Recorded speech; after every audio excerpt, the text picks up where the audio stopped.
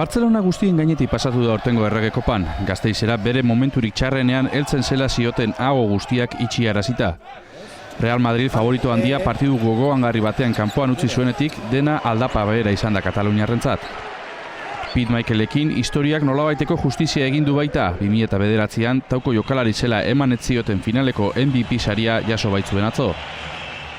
Gasteizen Baskoniak sale honenen sariarekin konformatu behar izan du, baina hiriak bestelako saria ere jaso du, saskibalo jarraitzaileen goraipamena. Izan ere, Arabako hiriburuak saskibaloiarekin duen lotura estua agerian gelditu da beste behin. Hotel guztiak bete dira, zaleen arteko giro aparta egonda, eta ez seguralditxarrak ez eta elurrak sortutako oztopoek ere, ez dute lortu Buesaren Alepo ez betetzea. Eta lehenago Bilbok zuen errekorra haustea. 1.205 lagun pasa dira Zurbaoko pabioiko armaietatik, eta eguneko 14.315 ikusle izan ditu bataz beste. Hitz onak baino ez dira izan antolakuntzarentzat, eta Javier Maroto Gasteizko alkateak ere aurreratu du 2014ko kopa Gasteizen berriz ere jokatzea eskatuko dutela.